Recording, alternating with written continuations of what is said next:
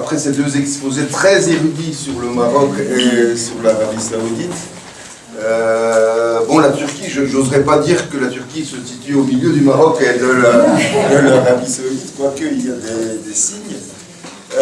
Je voudrais revenir sur ce concept de spécificité. Awes en a parlé, spécificité marocaine. Donc il a évidemment, comme tout sociologue qui se respecte, déconstruit cette spécificité, mais de l'autre côté, moi j'ai l'impression que cette spécificité, s'agissant des relations entre l'islam et les politiques dans les pays musulmans, la spécificité est la norme. Le contexte politique de tel ou tel État fait qu'il existe une spécificité spécifique, si j'ose dire, à chaque contexte politique et à chaque, évidemment, à chaque pays. Donc moi je crois fermement à la spécificité marocaine, comme je crois à la spécificité saoudienne ou à la spécificité turque. S'agissant des autorités religieuses et l'impact de ces autorités sur le comportement social, individuel et politique dans une société donnée, la Turquie effectivement a une spécificité due à son contexte politique, à son histoire. Je suis un historien à l'origine, ensuite j'ai trahi l'histoire, mais d'origine ma formation est une formation d'historien, et donc il existe une profondeur historique qui fait qu'il y a des signes de spécificité sur la production, la construction des autorités religieuses et sur le rôle qu'ils jouent sur la société. Autorité, on en a parlé beaucoup. J'aime bien l'étymologie, voilà, le mot est un mot en latin, c'est quelqu'un qu'on écoute, quelqu'un qui... Le mot auguste a la même origine, le mot augure en français, mauvais augure, des oiseaux de mauvais augure, est de la même origine. Donc c'est quelqu'un qui a du charisme, la sens vénérien du terme, et qui se fait respecter, qui se fait écouter au niveau religieux bien entendu, mais pas seulement, évidemment, au niveau du comportement social. Cette production, cette construction de l'autorité est d'autant plus importante que l'accès, en ce qui concerne la religion, l'accès aux sources principales de la religion est difficile.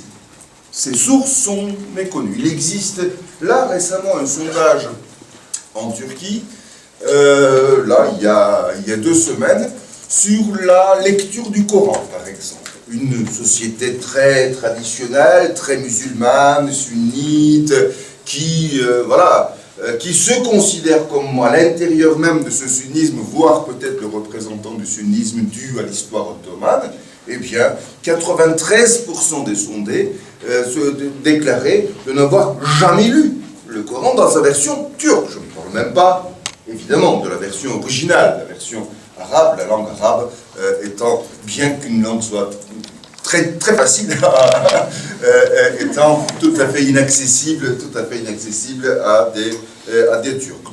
Donc, ce qui fait que il y a 2 conséquences sur cette absence de l'accès à la source principale qui est le Coran. Je ne sais pas lequel de vous deux parliez de la sacralisation du hadith, eh bien c'est 100%.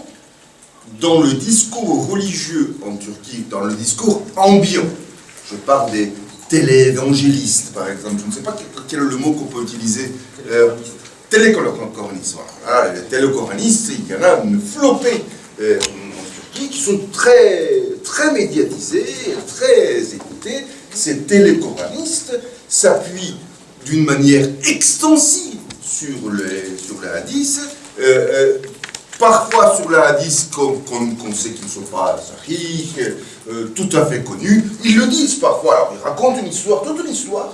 Oui, dit-il, on dit que ce hadith n'est pas sahih, mais quand même, il faut en parler. Donc voilà, il y a toute une ambiguïté.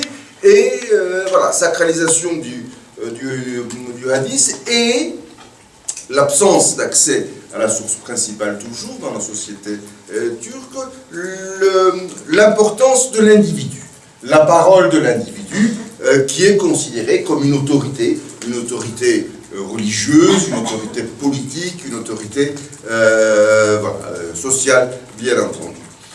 Il existe en Turquie 3 sources, 3 voies de production d'autorités religieuses qui ont un impact immédiat sur le comportement social, politique et bien entendu individuel dans la vie quotidienne. Une première source, alors vous semblez très wébérien, je ne suis pas wébérien en réalité, mais le sujet correspondait bien à l'analyse wébérienne. Il y a bien entendu la formation religieuse, le passage par l'école pour former une autorité religieuse. Une petite parenthèse, si vous me permettez. La Turquie donc a été fondée en 1923, et le dernier pays issu de l'Empire ottoman, qui s'est considéré sur le tard comme héritier de l'Empire ottoman. Autrement dit, le discours d'aujourd'hui, surtout après 1980, présentant la Turquie comme l'héritier de l'Empire ottoman et réhabilitant l'histoire ottomane comme une histoire pré-turque, est un discours très récent. Pendant des décennies, notamment durant les décennies de 1930 jusqu'aux décennies de 1960, au contraire, la Turquie se présente comme en rupture avec l'Empire ottoman, comme les autres pays se présentent, comme la Serbie, la Grèce, la Bulgarie. Donc, il existe toute une réhabilitation de l'histoire ottomane. En 1923, la fondation de la Turquie. En 1924, donc un an après, pour empêcher cette bicéphalie entre l'autorité politique et l'autorité religieuse, l'abolition du califat, la même loi de 1924 crée une institution étatique qui s'appelle Diyanet İşleri Başkanlığı, l'administration des affaires. Souvent on l'appelle religieuse, mais c'est plutôt religiosité, comportement religieux, comment être un bon citoyen, à la fois un bon turc. Et cette administration des affaires religieuses est une administration étatique, directement liée pendant toute l'histoire de la République au Premier ministre. Ça n'est pas un ministère. Autrement dit, à la tête de l'administration des affaires religieuses, il y a un haut fonctionnaire, si j'ose dire, souvent des théologiens, et j'accepte le sens que tu donnes aux théologiens. Les théologiens à la Turca ne sont pas des théologiens au sens de la théologie protestante ou catholique, où il y a donc des théologiens, mais un fonctionnaire de l'État, directement lié au Premier ministre.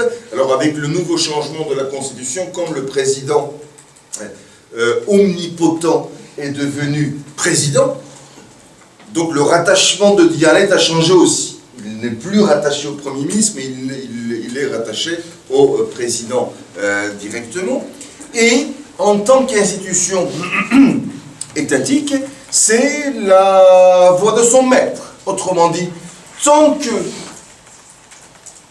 la République de Turquie avait une visée de sécularisation, je vais revenir sur ce terme-là, sécularisation de la société, eh bien, Diyanet est un agent de sécularisation.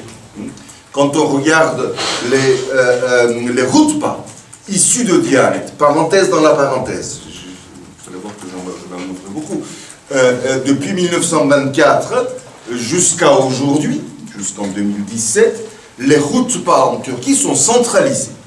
Autrement dit, dans l'ensemble des mosquées en Turquie et dans les mosquées rattachées à l'islam officiel turc dans la diaspora, l'imam sait ce qu'il va dire. Alors, avant, c'était envoyé par télégramme, maintenant c'est sur Internet, vous pouvez descendre, vous pouvez l'ouvrir. Il y a le site de Diyanet, et puis il y a les routbas, date par date, voilà, c'est tout à fait centralisé. Autrement dit, quand il y a un fait de société en Turquie, et quand Diyanet doit répondre à ce fait de société, même si cela ne colle pas aux musulmans de Colmar, là où je vis, ou à Strasbourg, ou aux musulmans de Scarbeck, eh bien, ils sont obligés d'écouter la même musique. Donc c'est tout à fait centralisé. Je ferme la parenthèse. Donc, tant que l'État avait une visée de sécularisation dans la visibilité, l'absence de visibilité de l'islam, Diyanet était l'agent de cette absence de visibilité. Tant qu'aujourd'hui, l'objectif de l'État est la désécularisation et augmenter la visibilité musulmane, eh bien, le Diyanet sert à cela. Donc, en réalité, c'est certes, la Turquie est connue comme étant laïque constitutionnellement parlant, c'est l'article 2 de la Constitution qui est entré dans la Constitution dès 1937, mais cette laïcité n'en est rien, évidemment, la séparation de la religion et de l'État. Bien au contraire, c'est la subordination de l'outil religieux en tant qu'outil de construction nationale. Je souligne 3 fois ce terme dans la mesure où, quand on regarde ces bouts de pas dans l'histoire, et même aujourd'hui, j'avais fait une petite étude sur une dizaine d'années, mais à peu près 95% concerne la nation turque. Il y a très peu de purement religieux. Hein. C'est comment être bon turc, bon citoyen, obéir à l'État, payer ses taxes, se laver les mains, ne pas jeter ses déchets partout. Donc, ce genre de choses. Hein, ce genre de choses. Donc, il existe cette visée de construction nationale qui continue encore, d'ailleurs. Par exemple, quand il y a des grands faits de société, des grands problèmes dans la société turque, eh bien, Diyanet est chargé de résoudre ce problème. La question kurde, le séparatisme, le conflit ethnique, eh bien, est d'un des domaines de Diyanet. Les imams de Diyanet sont chargés de raconter l'unicité de la nation turque, combien on est. Donc voilà, quand il y a des problèmes de corruption, les accusations de corruption, Diyanet se prend en charge immédiatement la question de la corruption. Qu'est-ce qui est corruption? Qu'est-ce qui n'est pas corruption? Qu'est-ce qui est vol? Donc vous voyez que le rôle n'est jamais spécifiquement turc. C'est une construction nationale. Au départ, sécularisation plus construction nationale. Depuis les années 90, donc depuis les 20-30 dernières années, désécularisation et construction nationale. Construction nationale est le tronc commun. C'est le principal objet. Un petit mot, une petite note infrapaginale au sujet de cette question de sécularisation. Là aussi, il faut aller à l'étymologie, bien entendu. Sécularisation, c'est là. Siècle, être de ce monde, être de ce siècle. La construction nationale turque s'appuie sur l'appartenance musulmane sans la visibilité musulmane. Autrement dit, les premiers sans, ou alors disons le moindre possible de visibilité musulmane. Les fondateurs de cette République de 1923 ont pris comme critère principal à l'appartenance à la nation turque, à l'appartenance à l'islam. Les non-musulmans de l'Empire ottoman, qui sont aussi issus de l'Empire ottoman, n'ont pas été admis, ni juridiquement, si j'ose dire, mais ni sociologiquement dans cette nouvelle construction nationale, à condition que cette visibilité, cette islamité soit invisible. Donc sécularisation était l'équivalent dans la tête des fondateurs à une non-visibilité, sécularisation de l'espace, par exemple. Construction des statues, des places publiques très à la française, l'arrêt des constructions des mosquées, des grands boulevards, donc véritablement dans l'espace, l'absence de la visibilité. La sécularisation du temps, donc le changement de jour férié du vendredi à dimanche, l'heure européenne, le calendrier bien entendu grégorien, la sécularisation évidemment vestimentaire. C'est pour ça que le mot sécularisation est plus lié dans ma tête à la visibilité dans l'espace public, et privé aussi d'ailleurs, mais surtout dans l'espace public, que à une sécularisation intériorisée entre individualisation de la pratique religieuse et l'absence de la pratique religieuse de l'espace public. C'est pas ça. C'est véritablement la visibilité. D'où la dichotomie, la dialectique marxiste, la désécularisation est également liée à la visibilité. Donc ce que j'appelle, moi, la désécularisation depuis les années 1990, c'est accroître accroître la visibilité d'une islamité bien propre, bien spécifique au contexte turc, la désécularisation de l'espace public, donc construction des mosquées à tout va, partout, mais également, comment dirais-je, la restauration de l'héritage ottoman d'une manière très kitsch d'ailleurs, hein, très kitsch. Donc la reconstruction, je dis souvent que l'histoire est le présent du passé. Donc c'est véritablement, n'est-ce pas, la réinterprétation et la réintroduction, évidemment la désécularisation, donc visibilité accrue de vestimentaire, la question du foulard est une question d'un serpent de mer extraordinaire en Turquie, du temps, la nouvelle loi permet aujourd'hui les vendredis de substituer le vendredi à dimanche s'il y a une convention collective dans l'entreprise. Donc il y a un retour du vendredi. Le temps, en Turquie, il n'y a plus d'heures d'été. Il n'y a plus d'heures d'hiver. Il n'y a plus de changement. Donc quand en Europe occidentale on change d'heure, il y a 2 heures d'écart. Quand on rechange d'heure, il y a 1 heure d'écart. Donc se caler à l'heure plutôt orientale, plutôt proche orientale. Évidemment, la désécularisation linguistique. Il existe une réhabilitation de la manière de parler à la télé coraniste, en ajoutant quelques mots arabes par-ci par-là, quelques hadiths, en utilisant des formules bien religieuses, donc des expressions bien religieuses, etc., etc. Donc, c'est intéressant de voir qu'il y a une espèce de cycle, et dans ce cycle-là, les outils, notamment les autorités, la production des autorités, utilisés par les uns, sont identiques aux autres. Pendant des décennies, le Diyanet dont je vous ai parlé a été accusé par la frange intellectuelle musulmane d'être l'agent de l'athéisme. Personne ne peut prier derrière un imam de Diyanet, c'est à la botte des kémalistes, laïcs, etc. Et donc, lorsque cette frange est arrivée au pouvoir, il n'y a pas eu de suppression de Diyanet ou de son remplacement par quelque chose d'autre, mais l'appropriation de Diyanet et de le servir pour d'autres sujets. Je reviens à mon sujet, j'avais dit 3 manières de produire cette autorité. Premièrement, éducation. Il y a, là aussi, la Turquie est un pays très centralisé, une voie centrale, ce sont des écoles.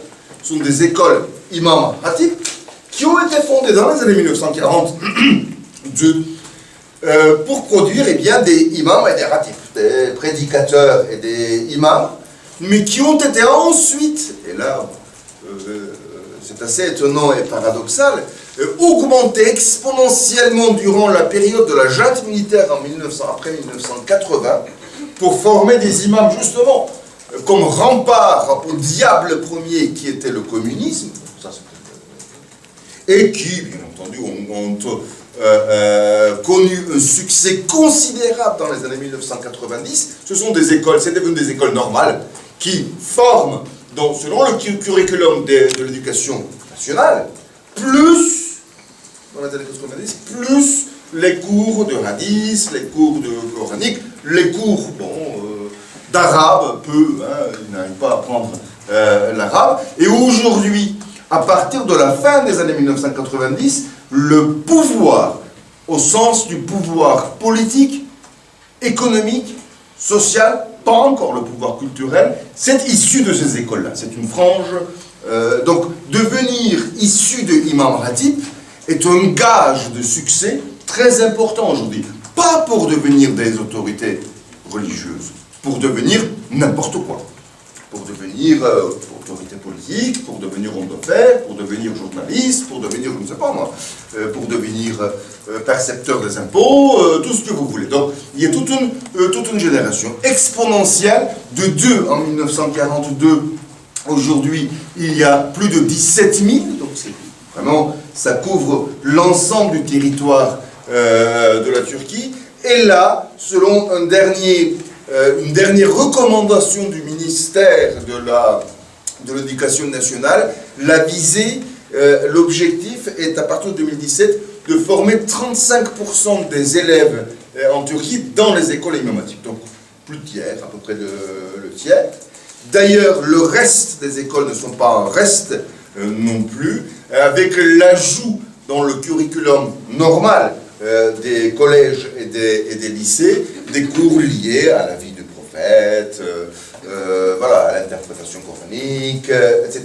Notamment dans nos zones rurales, ces cours optionnels sont des cours quasi obligatoires. Il est impossible de ne pas les prendre. Il faut tout de même se rappeler que les militaires, après 1980, ont introduit le cours d'instruction religieuse obligatoire pour l'ensemble des étudiants, pour l'ensemble des collèges et des lycées. Il s'agit des cours du sunnisme, bien entendu, sans l'introduction d'autres religions. Donc, les cours s'appellent Din Kültürü ve Ahlak Bilgisi, la culture religieuse et le savoir moral, éthique, et éthique, akhlaq. Alors c'est déjà très problématique de lier les deux, mais en réalité il n'y a pas de culture religieuse. C'est une religion qui est enseignée, comment on prie, quelles sont les versions du Coran, apprendre par cœur, quel geste il faut faire, comment on prend ses ablutions, pourquoi il faut jeûner, etc., etc.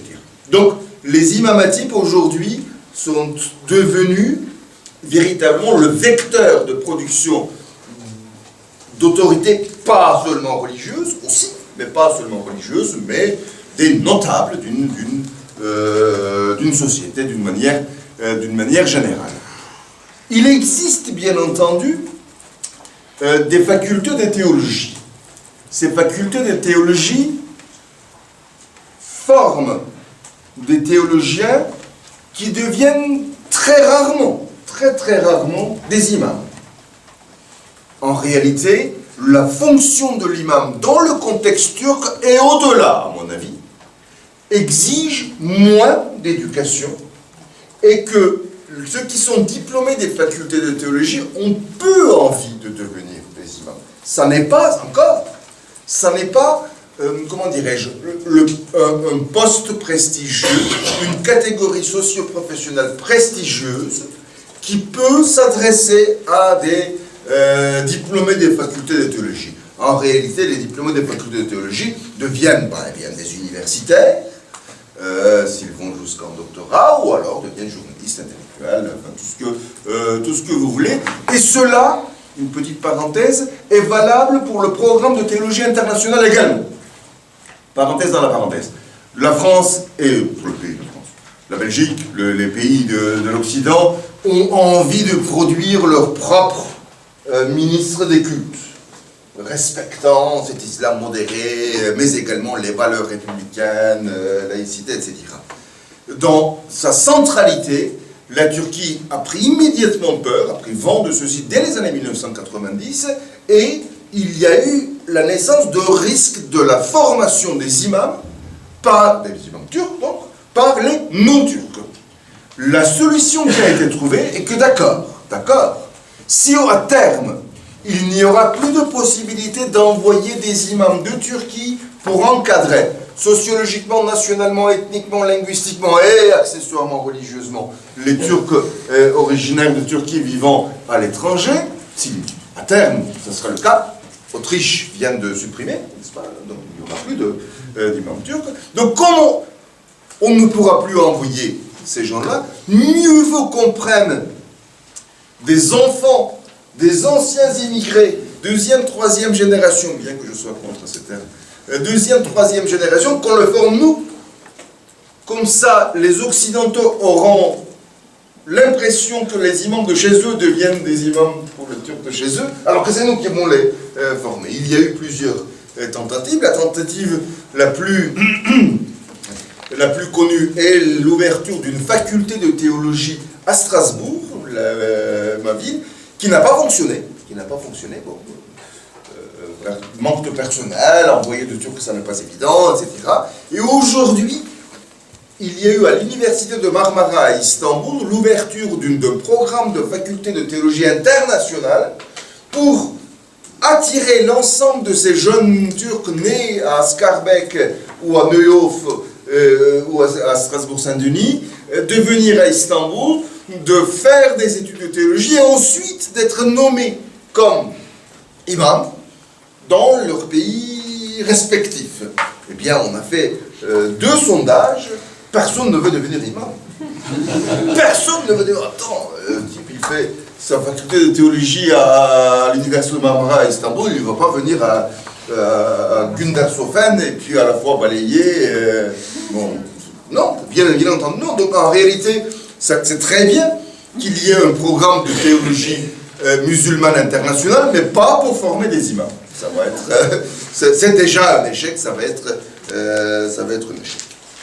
Deuxième voie de devenir une autorité religieuse, et plutôt, toujours au sens révérien, traditionnelle, donc par héritage, les confréries. Les confréries, qu'elles soient soufiques ou pas,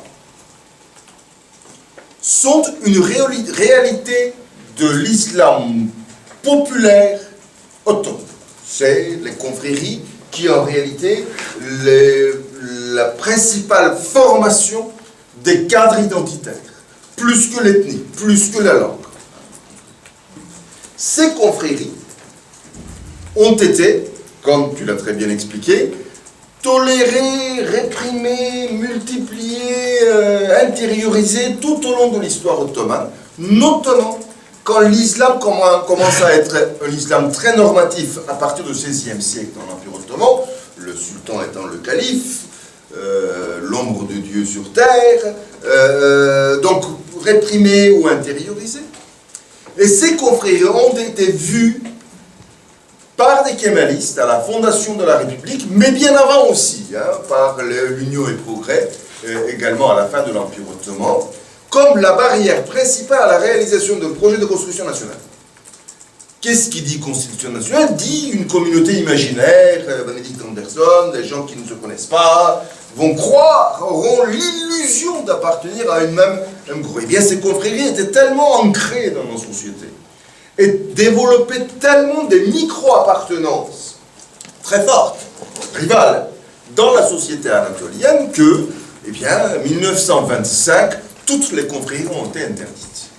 Toujours par une loi, la confrérie, dans les quatre, a été interdit. Les lieux de pèlerinage ont été interdits. Les tekkes, évidemment, Bektash, ont été interdits. Les turbets, les mausolées des... Voilà. Pardon, ont été interdits. Et ceci en étant justifié par Dianet, disant que l'islam sunnite, il n'y a pas de turbet, c'est pas possible d'aller visiter les mausolées. Donc, un islam normatif au secours de l'interdiction et de la suppression de l'islam populaire. Eh bien, ces confréries étaient tellement bien ancrées, et le sont toujours, tellement bien ancrées dans l'identification, auto-identification de ces individus, qu'ils entrent sous la terre, mais continuent à exister, bien entendu. Jusqu'à ce que dans les années 1950, où le pouvoir politique, en 1945, c'est le pluripartisme, multipartisme, donc il va falloir voter maintenant. Et quand on vote, il va falloir choisir. Et donc tous les outils sont bons, bien entendu, pour orienter le choix des uns et des autres. Donc les confréries vont être réintroduites très peu, progressivement, dans la politique, pour faire voter pour tel ou tel parti, pour un parti bien spécifique, vont être réhabilitées dans les années 90 avec la montée de l'islam politique. Et aujourd'hui, les confréries, c'est une réalité encore. Là aussi, la pendule de Foucault, comme ça, en réalité qui ne tourne pas. La pendule de Foucault est là. Donc aujourd'hui, c'est la réalité sociale et les cheikhs des confréries, les leaders des confréries, sont des autorités religieuses, des autorités sociales, des autorités de comportement individuel, des autorités politiques incontestables. Il y a de tout. Il y a de tout. Il y a des confréries, la plupart d'obédience Naqshbandi version turque, donc Nurcu, et donc l'émanation des Nurcu, la multiplication des pains des Nourjou partout, des Nourjou qui sont bien entendu rivales, c'est la scission, c'est la mitose totale. Les Nourjou se séparent à une vitesse incroyable et se multiplient et deviennent des ennemis principaux. Eh bien, celui que vous connaissez le mieux ici en Europe occidentale, évidemment, c'est les gulenistes, qui est l'émanation de l'émanation de l'émanation de l'émanation, qui ont été comment dirais-je, l'allié, plutôt l'autre, l'inverse.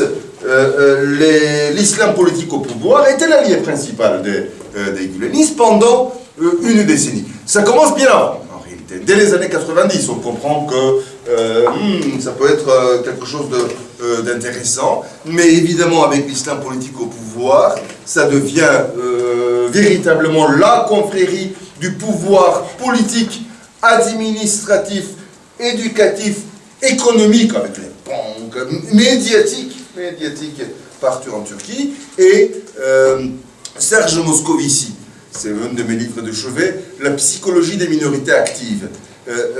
Serge Moscovici dit, c'est le père de Pierre Moscovici. Serge Moscovici dit, les groupes qui se considèrent opprimés peuvent coopérer pour obtenir la légitimité d'existence. Mais dit-il, dès qu'un des deux groupes qui coopèrent obtient la légitimité d'existence, son pire ennemi devient son ancien ami. Parce que si l'autre aussi obtient, on est fichu. Donc aujourd'hui, après une décennie d'alliance et de marcher ensemble, aujourd'hui sont les frères ennemis principaux, le pouvoir politique d'un côté et la confrérie guleniste de l'autre côté. Mais les gulenistes, bon... évidemment, c'est une confrérie, mais il y a des confréries beaucoup plus folkloriques, qui sont, enfin, folkloriques du point de vue de l'observateur, pas du point de vue du membre de la confrérie. Il y a ces télécoranistes, justement, qui sont à la télé sans arrêt. Il y a Jupeli Ahmed Roja, donc le Roja Ahmed avec un cap qui reste une star extraordinaire, avec des conversations télévisées inimaginables. Donc c'est une société très conservatrice, bien entendu, mais dès qu'on met la robe religieuse, on peut parler de tout. L'année dernière, j'ai été témoin d'un débat télévisé, mais extrêmement intéressant, entre deux cheikhs de deux confréries différentes sur le savoir, bon, on est des adultes, nous tous ici, puisque c'était à la télé, je peux le dire même à l'université, savoir si la fellation était un péché ou pas. On est entre tous les détails, oui, mais il ne faut pas avoir... C'est extraordinaire. J'étais scotché devant la télé. Devant la télé. Donc, véritablement, une grande discussion avec le radis. Oui, il dit que... Oui, mais ça, c'est pas ça. Oui, mais le verset, là, c'est la période mécoise, là. Il faut aller regarder. Extraordinaire. Et puis, avec des insultes. Il y en a d'autres. Adnan Mokhtar, Adnan Hoxha Djivar, avec sa chaîne de télévision A9, s'il vous plaît, ouvrez. Il danse, il chante, les filles sont entièrement dénudées, elles sortent toutes de la même chirurgie esthétique. Donc, c'est extraordinaire. Donc, en réalité, le conservatisme ambiant cache bien une diversité de confréries, des quiétistes, des littéralistes, des réformistes. Voilà. Adnan Hoxha justifie sa position en disant, voilà, Allah a donné des beautés, il ne faut pas les cacher. Évidemment, les cacher, c'est un péché. Comment cacher le... C'est extra. A9. Je commence ma journée, je cours à 8h tous les matins, lundi, mardi, mercredi. Je me lève à 6h, à 6h20, je regarde une section de A9, c'est sur YouTube, vous pouvez regarder, même ici, et donc c'est extraordinaire, c'est le temps, c'est des filles dénudées, des garçons très beaux, donc il y en a pour tous les goûts. Donc c'est assez intéressant. Et une réhabilitation de cette deuxième source d'autorité religieuse Là, je soupçonne, et c'est toi qui m'as éclairé, je soupçonne la même tactique. Autrement dit, une permissivité à la multiplication de la part du pouvoir politique, et là, effectivement, une lumière s'est allumée dans ma tête, une permissivité à tous les pans des autorités religieuses traditionnelles, tout en permettant la diversité et de pouvoir garder cette centralité à travers Dianet. Donc, il y a un jeu assez intéressant. Ce qui me fait venir à ma troisième source d'autorité religieuse, des personnes, des individus qui ne sont pas autorités religieuses, qui sont des autorités politiques, ça c'est le charisme, les autorités politiques qui eux-mêmes deviennent des autorités religieuses, donc font des fatwas,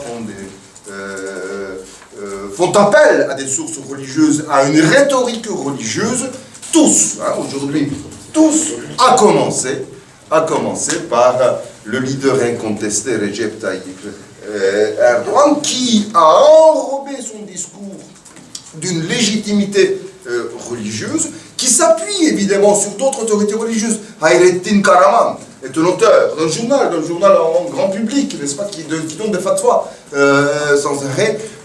Là, récemment, le fatwa dans un journal, pas un journal religieux, un journal de grand public, qui considère que les femmes voilées, c'est bien qu'elles soient voilées, mais elles fument. Les femmes voilées qui fument, là, c'est pire que les femmes non voilées. Il y a une division. Le discours de Recep Tayyip Erdogan est un discours très intéressant à analyser. C'est un discours très inconsistant, donc qui change très souvent. Et l'un et son contraire, c'est très facilement... Mais ça vient justement de ce charisme. Qui peut se permettre de dire, et de dire exactement l'inverse, je sais pas moi, une semaine après, eh bien ceux qui ont cette capacité de convaincre. Hein. Si demain, je viens ici pour vous défendre, je ne sais pas moi, le djihad, on me dit, oh, attends, donc, véritablement, il faut le charisme. Deux, c'est un discours très nationaliste, bien enrobé dans sa religiosité, mais très nationaliste, très turc, le pouvoir des Turcs, le néo-ottomanisme. Il y avait un livre très intéressant sur la politique étrangère de la Turquie, de l'ancien Premier ministre Ahmet Davutoğlu, La profondeur stratégique, qui n'a pas été traduit en français ni en anglais d'ailleurs, ça va être traduit en arabe, en revanche, et en grec, à mon grand étonnement, où il explique que la domination de la Turquie dans les Balkans, le Caucase et le Proche-Orient, autrement dit l'ancien espace ottoman, n'est pas seulement un droit venant de l'Empire ottoman, mais un devoir. C'est un devoir d'être le leader de la région, c'est un devoir qui vient de l'histoire. Donc véritablement, il y a ce néo-ottomanisme très superficiel, et voilà, un comportement religieux demandant le bon comportement. Un comportement religieux normatif, bien entendu. Normatif, à la turca, à la nation, respectant la nation, etc. On discutait avec Awes, là, pendant la pause café, 1924 est la date de l'abolition du califat. 2024 est la dernière année du dernier mandat de Recep Tayyip Erdogan comme président de la République. Donc 100e anniversaire de l'abolition du califat. Tout un discours aujourd'hui à l'intérieur disant qu'un pouvoir politique ne peut pas abolir un pouvoir religieux. Pourquoi pas le rétablissement d'un califat, mais ce serait sous-estimer l'ensemble des altérités dans l'ensemble du monde musulman et la mémoire collective, mais pourquoi pas. À tel point que, et je vais finir avec ça,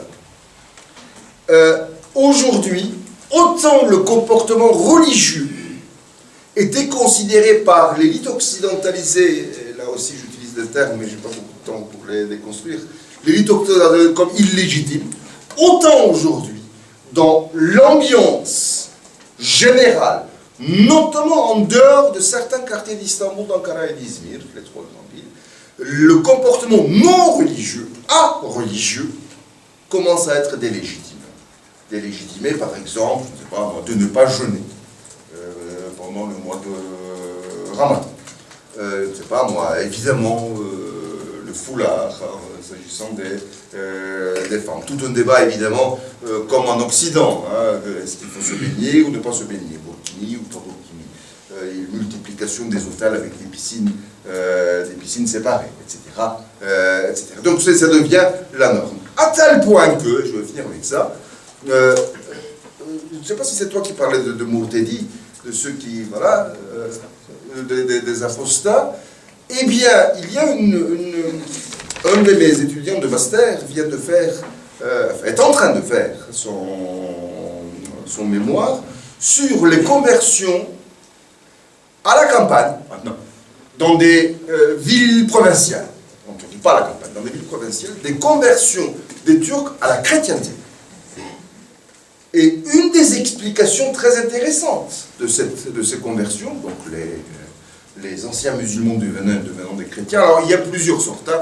Il y a des anciens descendants des Arméniens grégoriens qui avaient été convertis de force et qui reviennent à leur religion. Il y en a.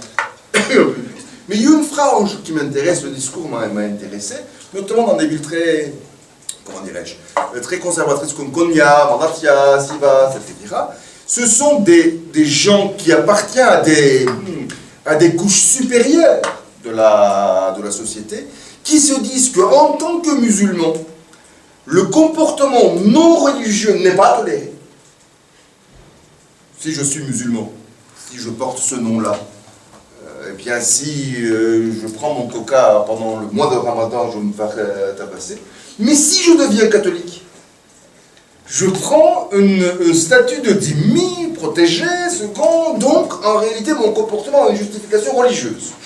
Donc je peux ne pas couvrir ma tête, je peux ne pas aller à la mosquée, je peux ne pas jeûner, c'est intéressant. La loi le permet, puisque c'est une législation encore, si j'ose dire, séculière, et non pas religieuse. Donc ceci est tout à fait possible. C'est intéressant de voir que la voie pour s'échapper de comportements musulmans sunnites, il peut y avoir le choix. C'est assez intéressant.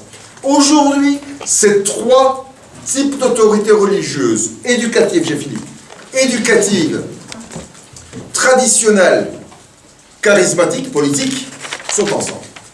Tournent ensemble, il y a une interaction permanente entre ces trois. Les autorités politiques sont issues des imamatypes,